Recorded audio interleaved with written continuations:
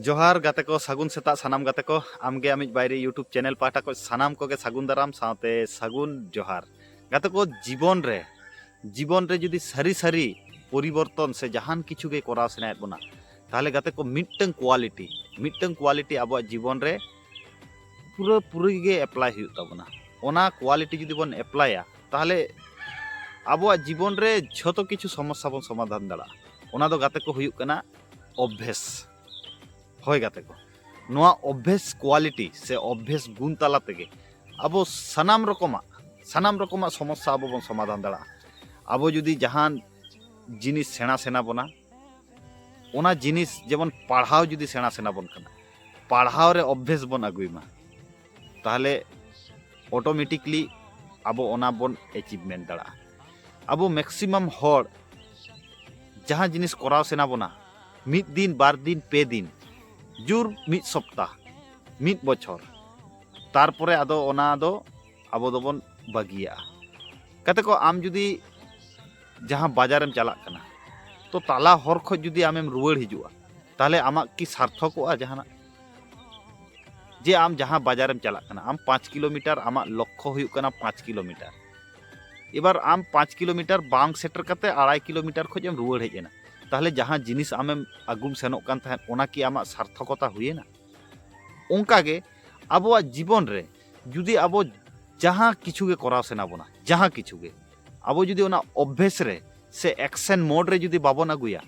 ताहले ओना दो कोनो दिन गे आबो दो सक्सेस दो बाबन हुई दड़ा अडी गान हर मोचाते को लया इंडियन आर्मी हुयुआ इंडियन आर्मी रिया गेंजी हरक किया इंडियन आर्मी रिया जर्सी हरक किया इंडियन आर्मी लेकाना पेंटे हरक किया एबार ओना पेंट ओडेज परे आजा कुकमु हो चूर मारेना गाते को जुदी सारी सारी इंडियन आर्मी जुदी दिल रे बंखा हृदय रे आम गाथाव काट मिया जे इंडियन आर्मी हुयुआ ताहले ओना लगित आम अभ्यास अंका अगु हुयुग तमा इंडियन आर्मी लेकान विचारधारा अगु हुयुग तमा इंडियन आर्मी लेका परिश्रम हुयुग तमा तबे सार्थकता हुयुआ आबोरेन मैक्सिमम यंग युवक रोल मॉडल दो विराट कोहली लेका को लयआ इन दो विराट कोहली कने गाते को जुदी माने हेयर कटिंग काते जुदी विराट कोहली हुई गान को ताहले लाख लाख विराट कोहली नोआ धरतीपुरी रे मेना को किंतु रियल विराट कोहली लेका दो अकोय बाबन हुई दड़ा कना तो शुधु हेयर कटिंग बन कॉपिया ड्रेस बन कॉपिया किंतु आबो जीवन रे डे टू डे लाइफ रे दो विराट कोहली लेकाना अभ्यास दो मिटंग हो बनुआ कारण विराट कोहली होते गेले जे डेडिकेशन जे परिश्रम ओना दो अकोय बाबन करावा ताहले चिकाते आबो सक्सेस हुयुआ जहाना ओना खातिर सक्सेस रिया मिटंग मारांग हथियार दो हुयुक कना गाते को अभ्यास आम जेमोनेम अभ्यासा जेमोनेम कमिया जेमोनेम एक्शना ओंका गेम हुई दड़ा आम जुदी जहान जिनिस जहां होड़ा जुदी उपकार सेनायत मिया ताहले उनी हेल्प एमे हेल्प दो अडी रकम हुई दड़ा गाते को टाका पैसा रे हेल्प दो आले दो बाले लइया मानसिक भावे हेल्प आरो आयमा गोटांग हेल्प मेना मानसिक सामाजिक आरो अडी गोटांग ते आमेम हेल्प बड़ाय जुदी आमा मने रे इच्छा शक्ति ताहेन तमा जे उनी हेल्प रिया आर जुदी आम जुदी जहां साला माने बंधुत्व गाढ़ो सेनायत मिया ताहले उनिया जहां कामी कृतज्ञता स्वीकार ताम जे उनी जहां आमा पचले रे अवदान मेना ताया ओना विश्वास में कारण निये वर्तमान जुग रे नेल का कोई मैक्सिमम हर के नाम काम जस पचले रे को दड़िया नाम हुयुग तिनमा काम हुयुग तिनमा कते को सस्ताते पर्सनालिटी दो किछु दिनेम नाम दड़ा किंतु होल लाइफ टाइम जुदी आम जुदी पर्सनालिटी साब दो सेनायत मिया ताहले नाम काम जस पचले रे दड़ लिखाय दो बांगा बेसी दो आम दो कर्म पचले रे फोकस एम हुयुग तमा कर्म पचले रे जुदी आम बाम फोकस दड़ा नाम काम जस दो ओना दो बेसी दिन दो बांग ताहेना बांगलाते मिटन कथा मेना सत्य माने जहां सारी गया किछु दिनेर जन्य चापा रखा जाए किंतु ताके पराजित करा जाए ना नोआ रिया अर्थ दो हुयुग कना आम आमा जहां आमा वास्तव जहां आमा रियलिटी ओना दो जुदी आमा पर्सनालिटी दापार रे आम चेष्टाया मिद दिन दो प्रकाशक गे तमा ओना खातिर जहां पठुआ गिदरा को आबोआ भीतर रे झतो रकम दाड़े मेना आम चेरेम कुकमुया ओनागेम हुई दड़ा जुदी फुल डेडिकेशन काते ओना कमी रे आमेम आणगोना से ओना एक्शन मोड रेम अगुया से अभ्यास रेम बदला ᱟᱨ ᱡᱩᱫᱤ ᱟᱢ ᱡᱩᱫᱤ ᱚᱵᱵᱷᱮᱥ ᱵᱟᱢ ᱵᱚᱫᱚᱞᱟ, ᱟᱢ ᱡᱩᱫि ᱮᱠᱥᱮᱱ ᱢᱳᱰ ᱨᱮ ᱵᱟᱢ ᱦᱤᱡᱩᱜᱼᱟ, ᱛᱟᱦᱞᱮ ᱚᱱᱟ ᱫᱚ ᱛᱤᱥᱚᱜ ᱦᱚᱸ ᱵᱟᱝ ᱦᱩᱭᱩᱜ ᱛᱟᱢᱟ, ᱚᱱᱟ ᱡᱤᱱᱤᱥ ᱫᱚ ᱛᱤᱥᱚᱜ ᱦᱚᱸ ᱵᱟᱢ ᱮᱪᱤᱵᱽ ᱫᱟᱲᱮᱭᱟᱜᱼᱟ। ᱚᱱᱟ ᱠᱷᱟᱹᱛᱤᱨ ᱡᱤᱵᱚᱱ ᱨᱮ ᱡᱟᱦᱟᱸ ᱠᱤᱪᱷᱩ ᱜᱮ ᱟᱵᱚ ᱮᱪᱤᱵᱽ ᱥᱟᱱᱟ ᱵᱚᱱᱟ, ᱚᱱᱟ জিনিসটা অভ্যেস রে আগুই মে আর অ্যাকশন মোড রে হিজুক মা। নোয়া বারিয়া কোয়ালিটি যদি আবো জীবন রে বন এপ্লাই দাঁড়া, তাহলে যত রকমার সমস্যা আবো বন সমাধান দাঁড়া। কাতে কো অভ্যাস দো শুধু আমা শুধু দো বাঙা, আম নেল কাতে আমরিন ফ্যামিলির হ কিন্তু কিছু মানে নেগেটিভ খ পজিটিভ দাঁড়িয়া কো। আম যদি যাহা সমাজ রে মেনা মিয়া, ওনা সমাজ রে আডিগান হড় সে আডিগান পাঠুয়া গিদ্রা হ আম নেল কাতে उनकुआ जीवन रे कटिक चुलुंग हो परिवर्तन हेज दाड़ा। आम जुदी अभ्यास और एक्शन मोड रे तहना, कोनो जिनिस आम बाम अचिवमेंट दाड़ा उनका दो बांग हुई दाड़िया। फुल डेडिकेशन और निष्ठार संगे जुदी जहाना आम कमिया, ताहले आमा जितकर दो 100% हुई होगा। तको नोआ के अपन पठुआ गिद्रा को माने बाको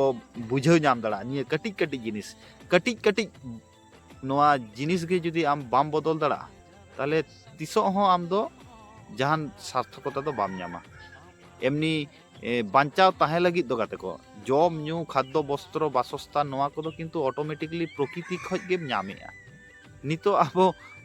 गवर्नमेंट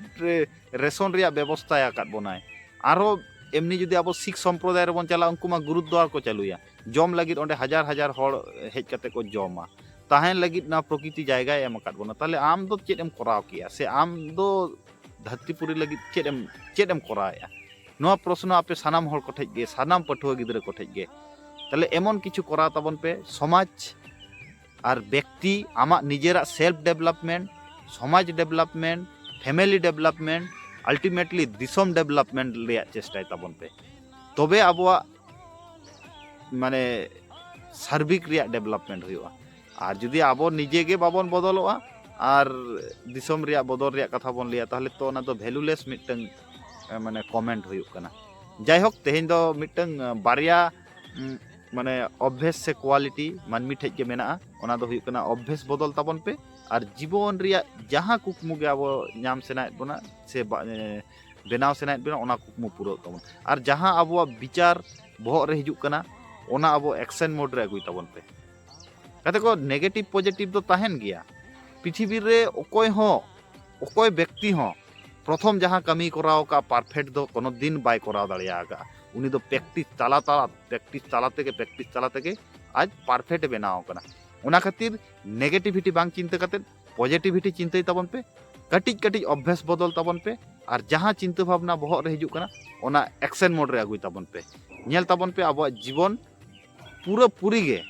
कमप्लीटली चेंज ताबोना। मा एनखान सानाम को आर मिद दाव जोहार। तो नोंकाना कंटेंट से नोंकाना मानमी रिलेटेड क्वालिटी जहां को नेल सेनाय बन खाज आमगे आमिज बायरे यूट्यूब चैनल पे सब्सक्राइब दाड़िया। कारण नोआ यूट्यूब चैनल रे दो दिन सेता पॉजिटिव थॉट से पॉजिटिव कंटेंट के हिजुआ। और बार बार मिटन कथा ले लेया आबोरिन पठुआ गिद्रा जहां नेगेटिविटी मेना कोआ उनको को जाते को पॉजिटिविटी मा, और समाज रे जहां नेगेटिविटी से आबो आकोरिन पोपोंगड़ा से गिद्रा पिद्रा हो को नेगेटिविटी कोआ उनको को लगित के नोआ वीडियो दो हिजुआ। और आबो कम्युनिटी रिलेटेड जा किछु इश्यूज हिजुआ ओना चेतार नो वीडियो हिजुआ। और दुनिया धरती रिलेटेड किछु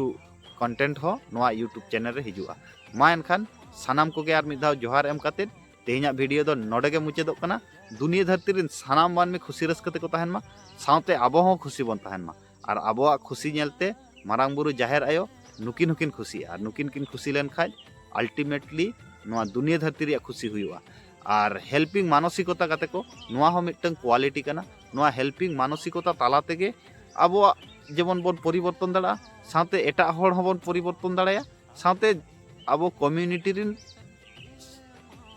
हड़ कोन हो समाज रिन हड़ कोन हो बन परिवर्तन दाड़ा कोआ। मा एनखान सानाम को आर मिद धाव जोहार।